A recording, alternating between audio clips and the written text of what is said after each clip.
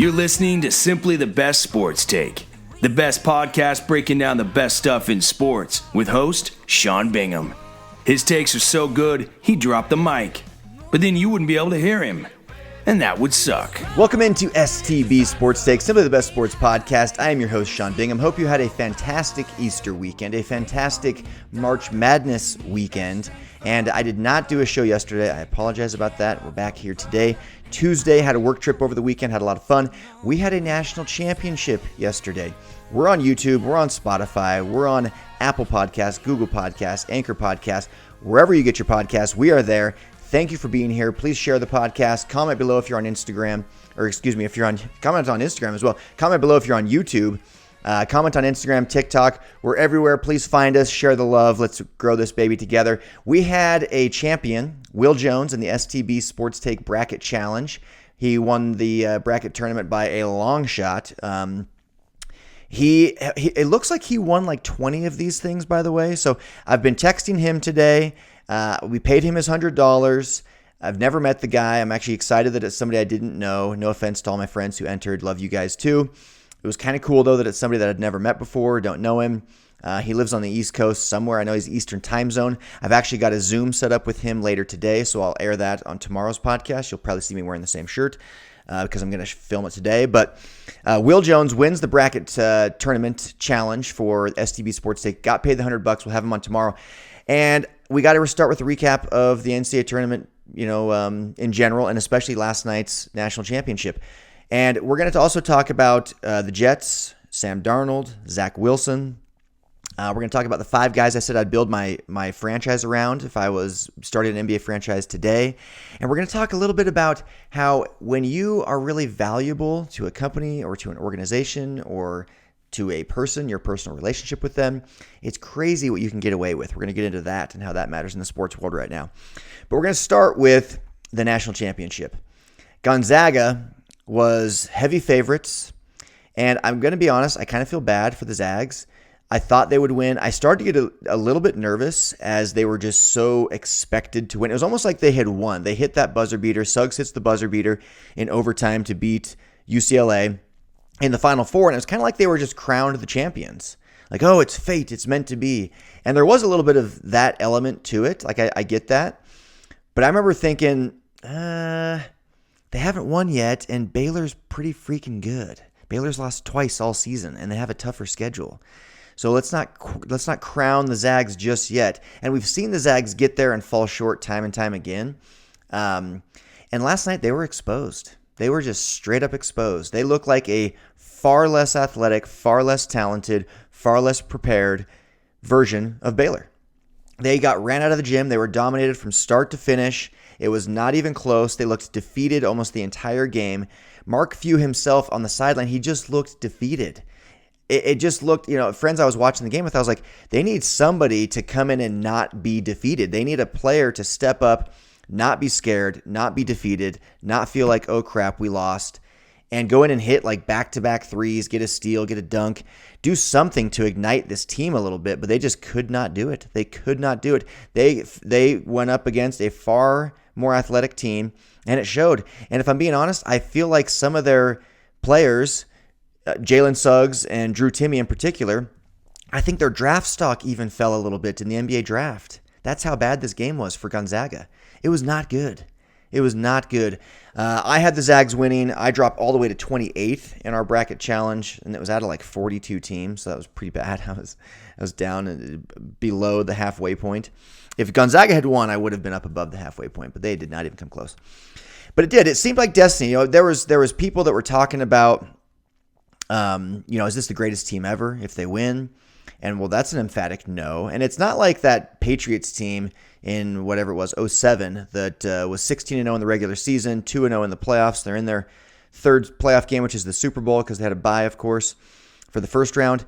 And they lose to the Giants. Well, that team, you could argue, still, is among the greatest ever. Obviously, they're not the Super Bowl champs, so they can't be the greatest ever. But that team was so freaking good. And if they played that Giants team 2, 3, 4 more times, they would win 2, 3, 4 more times. That was just not their night. Last night was very different. Last night it was like, if these guys played a best of 7, Baylor would probably sweep them. Maybe win in 5, but Baylor's the better team. Straight up, Baylor's the better team. They were better prepared. They were more athletic. And it was sad. It was sad because Gonzaga has been so close for so long. Obviously, I've got not really ties to Gonzaga, but a little bit just because I'm a BYU guy. They're in the same conference, and so I follow them a little bit more closely, or have throughout the years. I've been to several games in person where Gonzaga was playing, and I like Mark Few. I like Gonzaga. I like the program they've built. I kind of wanted them to win, and they just didn't even look like they were in the same realm as Baylor. It was that bad, in my opinion. And, would they have been the greatest ever had they won? No, even if they had won, to me, they wouldn't have. And I thought that I actually had all these notes prepared on this screen here of like how even if they won, to me, they were not the greatest ever. It's COVID tainted. I think there's a lot to be said about not having to travel for the tournament from spot to spot. No fans. Having played sports, for me anyway, and again, I wasn't a college athlete, certainly not a professional athlete, but I have played sports my whole life. I did play in high school, and no fans makes a huge difference in your nerves as a player. It just does.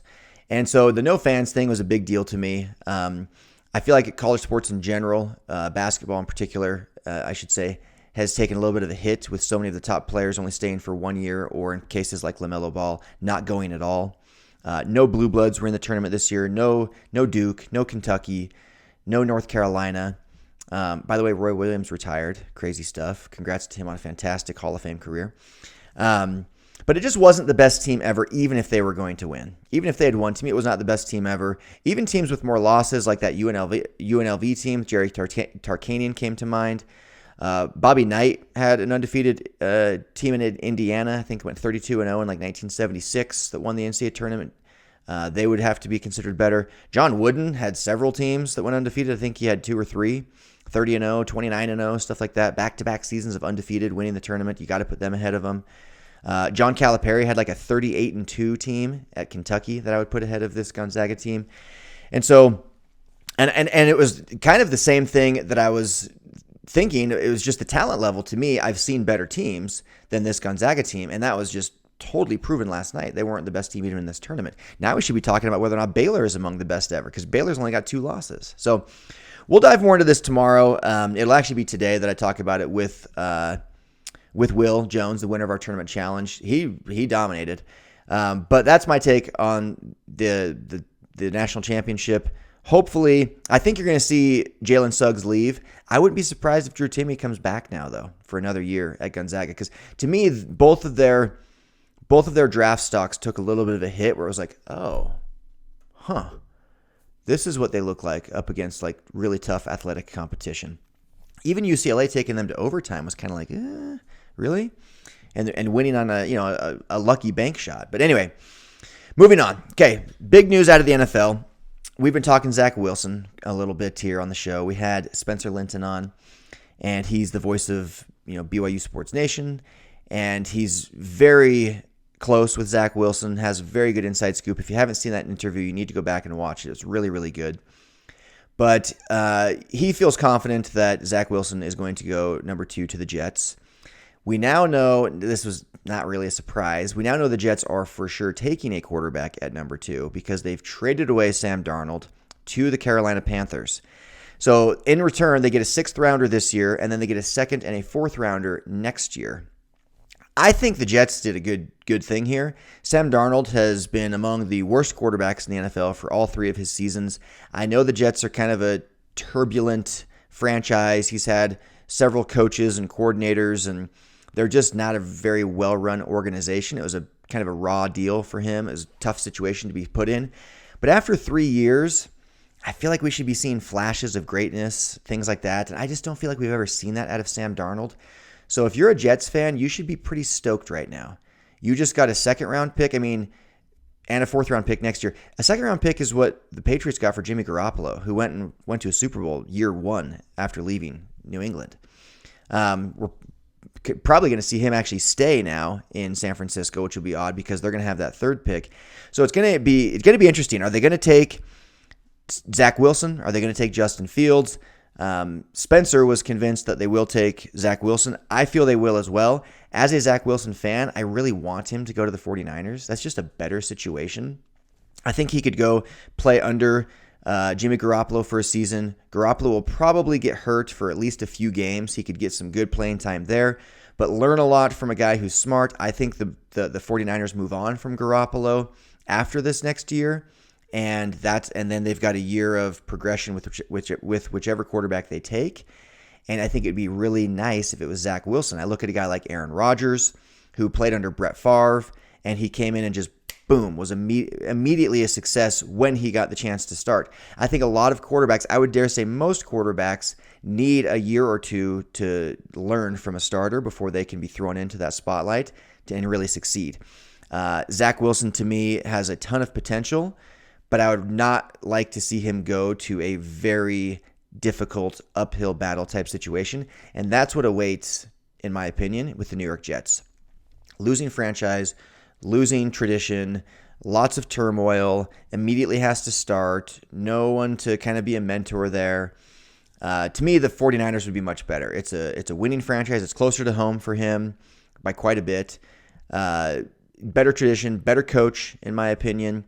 Would have a starter that's already there that's probably on his way out, so there would be a little of maybe a little bit of competition, but not really. It's we're going to start Garoppolo until he gets hurt. And next year he's going to move on and it's yours. To me, I mean, look at I tease about Ben Simmons all the time. Look at what that year just sitting and observing and learning did for even his growth and wins his fake rookie of the year when really it was his second season. To me, there's just a lot to be said, especially at the quarterback position. If you can have a year to learn from somebody else and then be thrown into that spotlight, then be thrown into that starting position with all that pressure. I think the growth is just tremendous. So if I was Zach Wilson, I would actually want to go number 3 to the 49ers.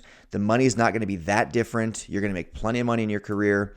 You'll make plenty of money at number 3, a little bit less than at number 2, but not a ton less. And you're going to have a far greater chance for success. And success, long-term success, will lead to long-term wealth anyway. And so to me, there's just not a reason to want to go to the Jets other than the pride of saying, I went number 2. And that should not be a reason to want to go number 2. So we'll see what happens there. But the Jets move on from Darnold. No surprise. I'm interested to see how he does with the Panthers. I don't think it's going to be very well. I don't think we've seen anything out of him that's all that great. The Panthers must have seen something because they just gave away a second round and a fourth round pick next year as well as their sixth round pick this year.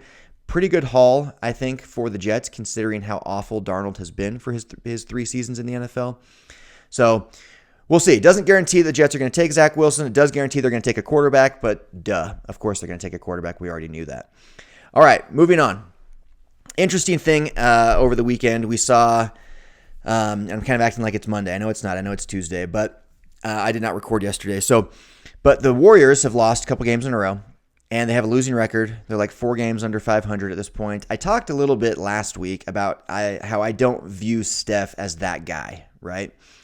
And I don't. And I think I was right. I've always not viewed him as that guy. I still think he's the greatest point guard of all time. I just don't think he's one of those few generational guys who can single-handedly drag a team to a title or at least to a finals appearance like a LeBron James.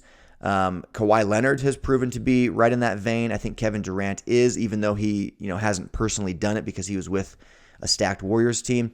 There are certain players where they just have a different it factor to them, and I've just not felt like Steph Curry had that, where I think that other guys do. And I think I've been proven right over the years. We're seeing that the Warriors haven't done much at all since KD left. They were horrendous last year. Obviously, they lost Clay. This year, Steph's back. Steph's playing. He's playing most of their games, almost all of their games. He's playing really well. His numbers are all there. But they're not even going to make the playoffs at this rate. Not even going to make the playoffs. Playoffs? Talking about playoffs? No. Remember that quote? No, but they're not even going to make the playoffs. And so how good is he really? Well, then I started thinking recently, I'm like, what does that say about Steve Kerr? Steve Kerr was like this golden child, right? I mean, he takes Mark Jackson's job. And Mark Jackson had worked hard to build the Warriors to where they were. They were already on a very upward trajectory, right? And it was like a rising stock, a very obviously rising stock. And Steve Kerr takes over. Year number 1, they win an NBA title. That was a great accomplishment. That really was. Year number 2, they go 73-9, but lose in the finals. He wins Coach of the Year. Year 3, they get Kevin Durant and win a title, win back-to-back titles. And then year 5, they lose Kevin Durant to injury in the finals, lose Klay Thompson, lose that finals. Since then, they have sucked. They've absolutely stunk. So without Kevin Durant, Klay Thompson, and Steph Curry in the lineup, Steve Kerr has a very, very losing record, if that's a term, a very, very losing record. He's not good. Not good. Last year, 15-50, okay? This year, 23-27. And Steph Curry's playing this year. So is Steve Kerr really a great coach, or was he just a guy that could manage a bunch of superstars?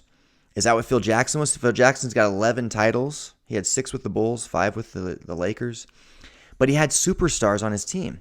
He had Jordan and Pippen. He had Kobe and Shaq. He had Kobe and Gasol.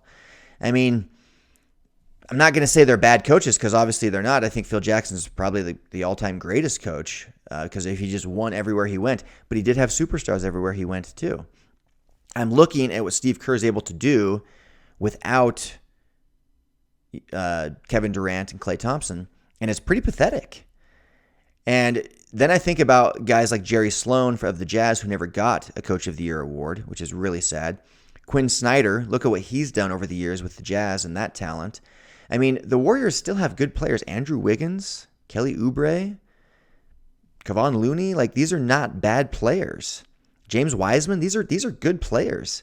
He should be developing them. That's what a coach is supposed to do, is develop young talent, put people in the position to succeed, put them where they're most, you find their strengths and you build a game plan around the strengths that you have with each player. You don't put a game plan into place and then try and put a square peg into a round hole. Many coaches make that mistake of trying to force a player to change into their system when really their system should change to fit the players that they have.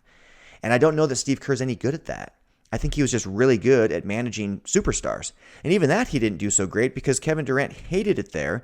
Draymond and him are always butting heads, and Kevin Durant left early the second he had a chance to. So I don't know if Steve Kerr is quite all he's cracked up to be. Honest opinion.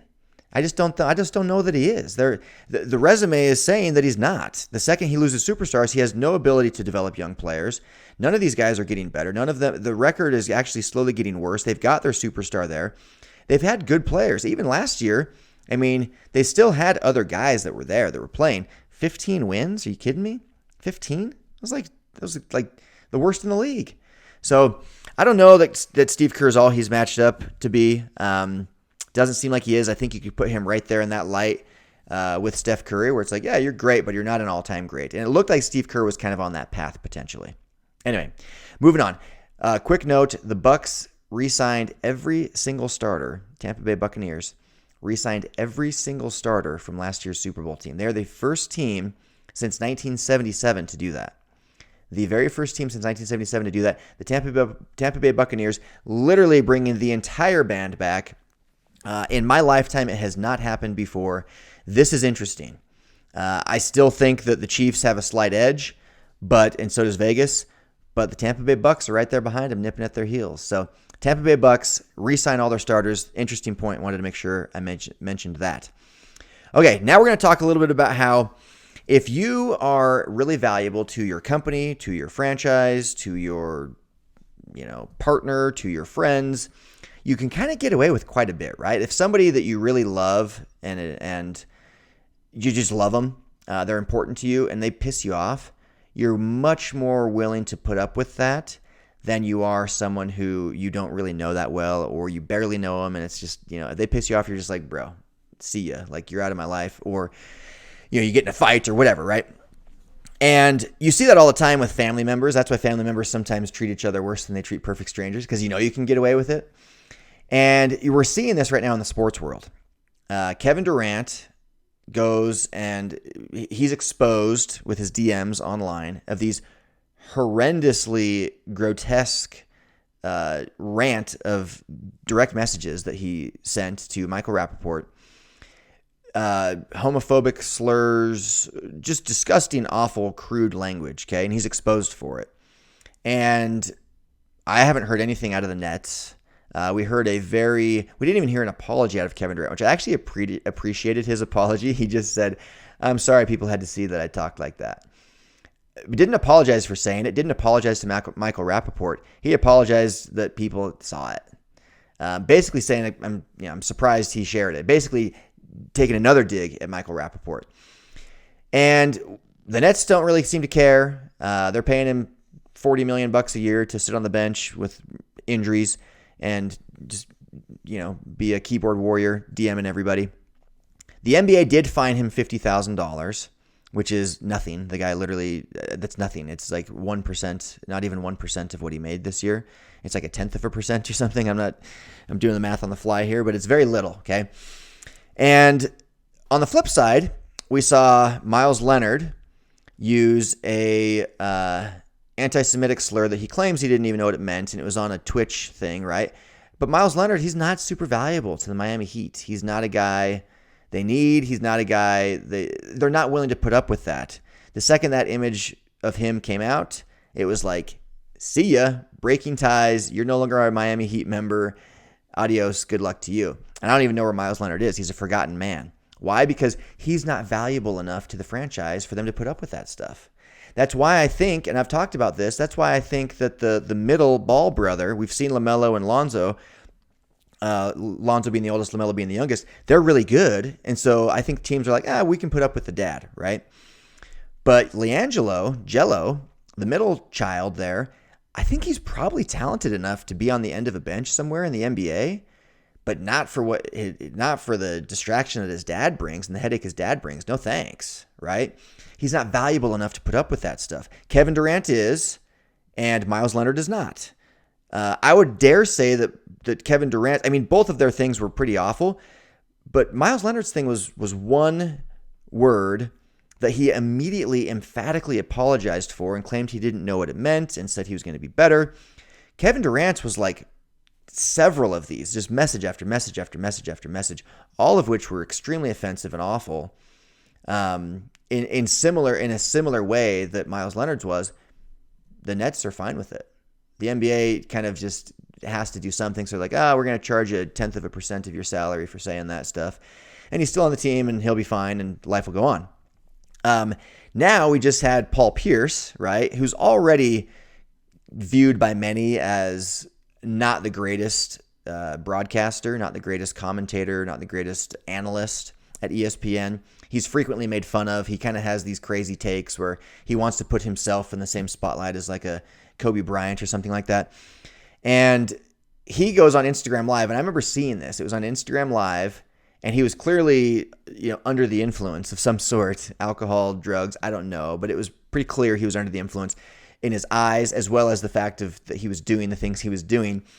And it's pretty risque. I'm not going to show it, but he's got some dancers of sorts. There's a lot of skin involved. It was a very advanced PG-13. Okay. And, they're drinking and partying and twerking and just doing a lot of stuff. Okay. And I remember thinking he's going to get fired tomorrow. He's getting fired. And sure enough, he got fired. They parted ways, right? AKA he got fired for putting half-naked chicks on his Instagram story and partying and doing whatever he was doing with substances, right? And why? Because he's just not good enough at ESPN for them to put up with it. It's not worth it. They're owned by Disney. This is an image they want nothing to do with. The second it happens, it's like, sorry, bro, you're out. You're out. You're not the Kevin Durant of ESPN. You're the Myles Leonard of ESPN. You're out. I'm sorry. We'll see ya. So when you're valuable, bring value to the table because, man, you can get away with a lot if you bring value to the table. And so Kevin Durant does, Myles Leonard not so much, Paul Pierce not so much. They're both looking for jobs. Okay, last thing I want to touch on, there was one more, but I'm going to get to it tomorrow probably. But I had put together my 5 guys that I would build a franchise around in the NBA if I were to start a team today.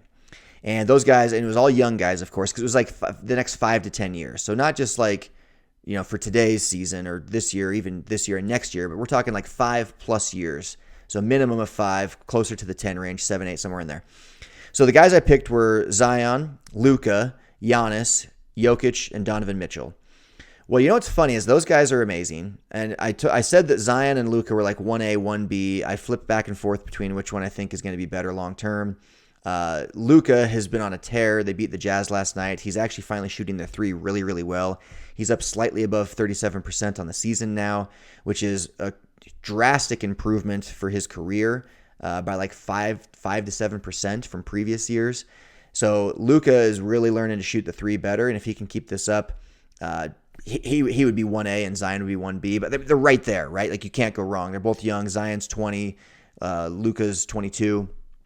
But I started thinking, would that team, that starting five, okay, Luka, Zion, Donovan Mitchell, Giannis, and Jokic, okay, with those five, right now this season, could they beat this year's Nets at full strength? That's how good this freaking Nets team is.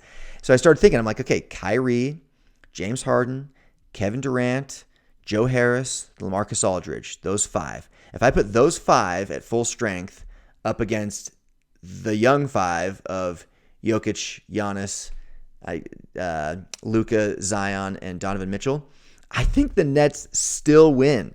That's how stacked this Nets team is. It's unprecedented. It's like among the most stacked we've ever seen a team be. And I think I would still take the Nets team. The question is, can they get healthy?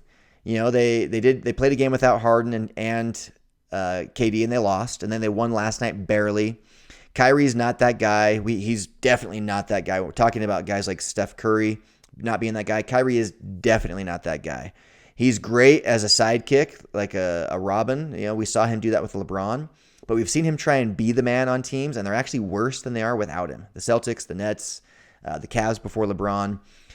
Teams are just he's not the number one guy. He's not ever going to win a title as the number one guy. Mark my words, he will not do it. This year, he's very clearly the third best player on his team. It's obvious to everybody except him probably, but he is the third best player on that Nets team. And it showed that, I mean, when Harden was just running the show and Kyrie took his vacation and KD's still hurt, and they just kept on plugging away, kept winning with James Harden. Kevin Durant comes back, nobody's going to stop him. But when Kyrie is the man and those two are gone, they lose.